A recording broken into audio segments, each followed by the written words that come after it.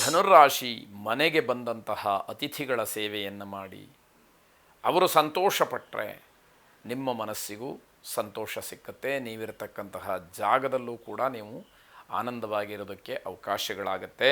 ದೂರಿನ ಪ್ರಯಾಣವನ್ನು ಮಾಡುವ ವಿಚಾರ ಚರ್ಚೆಗೆ ಬರುತ್ತೆ. ಅದಕ್ಕೆ ಅವಕಾಶಗಳು ಕೂಡ ಇದೆ. ವಿದೇಶ ಪ್ರವಾಸವನ್ನು ಮಾಡುವ ಬಗ್ಗೆ ಚರ್ಚೆಗಳು, ಚಿಂತನೆಗಳು ಆಗುವಂಥದ್ದು. ವೈವಾಹಿಕ ಜೀವನದಲ್ಲಿ ಇದ್ದಂತಹ ಒತ್ತಡಗಳು ಈ ದಿನದ ಮಟ್ಟಿಗೆ ದೂರವಾಗ್ತಕ್ಕಂತಹ ಸಾಧ್ಯತೆಗಳು, ನಿರೀಕ್ಷಿತವಾದಂತಹ ಫಲಿತಾಂಶ ನಿಮಗೆ ಸಿಕ್ಕಿ ಮನಸ್ಸಿಗೆ ಸಮಾಧಾನವಾಗುತ್ತೆ. ಯಾವುದೋ ಒಂದು ವಿಷಯ ಇಂಥವರು ಮನೆಗೆ ಬರಬೇಕು ಅಂತ ಹೇಳಿ ಅಂದ್ಕೊಂಡಿರ್ತೀರಿ, ಅವರು ಸಕಾಲಕ್ಕೆ ಬಂದುಬಿಡ್ತಾರೆ, ನಿಮ್ಮ ಜೊತೆಯಲ್ಲಿ ಕಾಲವನ್ನು ಕಳೀತಾರೆ. ಅದು ನಿಮ್ಮ ಮನಸ್ಸಿಗೆ ಸಮಾಧಾನವನ್ನು, ತೃಪ್ತಿಯನ್ನು ಕೊಡುವಂಥದ್ದಾಗತ್ತೆ. ಎಲ್ಲ ಕೆಲಸಗಳಲ್ಲೂ ಕೂಡ ಲಾಭದ ಸೂಚನೆ ಈ ದಿವಸ ಇದೆ. ಕುಟುಂಬ ಸದಸ್ಯರು, ಬಂಧುಗಳು ಯಾವುದೋ ಒಳ್ಳೆಯ ವಿಚಾರವನ್ನು, ಮಾತುಕತೆಯನ್ನು ನಡೆಸ್ತಾರೆ. ಅದು ನಿಮ್ಮ ಮನಸ್ಸಿಗೆ ಸಮಾಧಾನವಾಗುತ್ತೆ. ಮೂಲ ದೇವರನ್ನು ಪ್ರಾರ್ಥನೆ ಮಾಡಿ ಶುಭವಾಗಿ. ಮಕರ ರಾಶಿ, ಯಾವುದಾದ್ರೂ ವಿಚಾರಗಳು ಮುನ್ನೆಲೆಗೆ ಬಂದು ವ್ಯಾವಹಾರಿಕವಾಗಿ ಯಾವುದೋ ಒಪ್ಪಂದಕ್ಕೆ ಸಹಿ ಮಾಡಬೇಕು ಅನ್ನುವಂತಹ ಪರಿಸ್ಥಿತಿ ಬಂದರೆ, ಆಸ್ತಿಯ ವಿಚಾರಕ್ಕೆ ಸಹಿ ಮಾಡಬೇಕು ಅಂತ ಆ ಸಂದರ್ಭಗಳವರೆಗೆ ಬಂದರೆ 10 ಬಾರಿ ಆಲೋಚನೆಯನ್ನು ಮಾಡಿ ನಂತರ ನಿರ್ಧಾರ ಮಾಡಿ ಅನ್ನುವಂಥದ್ದು ಎಚ್ಚರಿಕೆ. ಹಣಕಾಸಿನ ವಿಚಾರದಲ್ಲಿ ಸ್ವಲ್ಪ ಏರುಪೇರಾಗುವಂತಹ ಸಾಧ್ಯತೆ. ವ್ಯಾಪಾರ, ವ್ಯವಹಾರ, ಉದ್ಯೋಗ ಎಲ್ಲವುದರಲ್ಲೂ ಕೂಡ ಈ ದಿವಸ ಸ್ವಲ್ಪ ಮಂದಗತಿ, ಅಂದರೆ ನಿಧಾನವಾಗಿ ಅದರ ಫಲ, ಪರಿಣಾಮ, ಫಲಿತಾಂಶ ಒಳ್ಳೆಯದಾಗಲಿ ಕೆಟ್ಟದಾಗಲಿ ಎರಡೂ ಕೂಡ ತತ್ಕ್ಷಣದಲ್ಲಾಗೋದಿಲ್ಲ, ನಿಧಾನವಾಗಿ ಆಗ್ತಕ್ಕಂಥದ್ದು. ಹಾಗಾಗಿ ತಾಳ್ಮೆ ಬೇಕು, ಬಹಳ ವಿವೇಕದಿಂದ ಅದನ್ನು ಗಮನಿಸಬೇಕು ಅನ್ನುವಂಥದ್ದು. ಆರೋಗ್ಯದ ಬಗ್ಗೆ ಕಾಳಜಿಯನ್ನು ವಹಿಸಿ. ಕುಟುಂಬದ ಜವಾಬ್ದಾರಿಗಳು ನಿಮ್ಮ ಒತ್ತಡವನ್ನು ಹೆಚ್ಚು ಮಾಡುತ್ತೆ.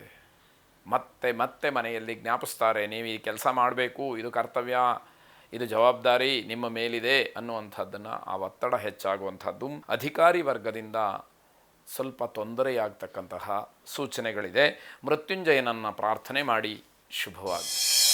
ಕುಂಭರಾಶಿ, ಯಾರಿಗೆ ನಿಮ್ಮ ವಿಶ್ವಾಸ, ನಿಮ್ಮ ಪ್ರೀತಿ, ನಿಮ್ಮ ಜೊತೆ ಒಡನಾಟ ಇದೆ ಅಂಥವರಿಗೆ ನಿಮ್ಮ ಉಪದೇಶ ಏನಿದೆ ಅದು ಪಾಠ ಆಗುವಂಥದ್ದು, ಮಾರ್ಗದರ್ಶನವಾಗುವಂಥದ್ದಾಗತ್ತೆ. ಈ ದಿವಸದ ದಿನಚರಿ ಏನಿದೆ ಅದು ಸ್ವಲ್ಪ ವ್ಯವಸ್ಥಿತವಾದಂತಹ ರೀತಿಯಲ್ಲಿ ಕಂಡರೂ ಕೂಡ ಬೇರೆಯಾಗುವ ಸಾಧ್ಯತೆಗಳು, ಆ ಸೂಚನೆಗಳು ಇರುವಂಥದ್ದಿದೆ. ಜಟಿಲವಾದಂತಹ ಸಮಸ್ಯೆಗಳಿದ್ದರೆ ಅದಕ್ಕೆ ಪರಿಹಾರ ಸಿಕ್ಕತ್ತೆ. ಕುಟುಂಬದಲ್ಲಿ ಉತ್ತಮವಾದಂತಹ ಸಮಯವನ್ನು ಕಳೀತೀರಿ. ಬೇರೆ ಕಡೆ ನೀವು ಎಲ್ಲ ಅವಕಾಶಗಳನ್ನು ಪಡೆಯಬಹುದು ಅನ್ನುವಂತಹ ಯೋಗ ಇದ್ದರೂ ಕೂಡ ಮಾನಸಿಕವಾಗಿ ಅದಕ್ಕೆ ಸಿದ್ಧರಾಗಿರೋದಿಲ್ಲ. ಮನೆಯಲ್ಲೇ ಇರಬೇಕು ಅನ್ನುವಂತಹ ಆಸೆ ನಿಮಗೆ ಹೆಚ್ಚು ಒತ್ತಡವನ್ನು ತರುತ್ತೆ. ಉದ್ಯೋಗವನ್ನು ಬದಲಾಯಿಸಬೇಕು ಅನ್ನುವಂತಹ ಯೋಚನೆ ಇದ್ದರೆ ಅದನ್ನ ಸ್ವಲ್ಪ ಮಟ್ಟಿಗೆ ಮುಂದಕ್ಕೆ ಹಾಕಿ ಅನ್ನುವಂಥದ್ದು. ನಿಮ್ಮ ಉಪಕಾರವನ್ನು ಪಡ್ಕೊಂಡಂಥವರು ನಿಮ್ಮನ್ನು ಗೌರವಿಸ್ತಾರೆ. ಯಾರಿಗೆ ನಿಮ್ಮಿಂದ ಸಹಾಯ ಆಗಿರುತ್ತೋ ಅಂಥವರು ನಿಮ್ಮನ್ನು ಗೌರವಿಸ್ತಾರೆ ಅನ್ನುವಂಥದ್ದು. ಮನೆಯಲ್ಲಿ ಹಿರಿಯರ ಆಶೀರ್ವಾದವನ್ನು ಪಡ್ಕೊಳ್ಳಿ ಶುಭವಾಗಿ. ಕೊನೆಯದಾಗಿ ಮೀನರಾಶಿ, ವ್ಯವಹಾರದಿಂದ ನಿಮ್ಮ ಕೈ ಸೇರಬೇಕಾದಂತಹ ಹಣ ನಿಮಗೆ ಬರುತ್ತೆ, ಅದು ಸಮಾಧಾನ.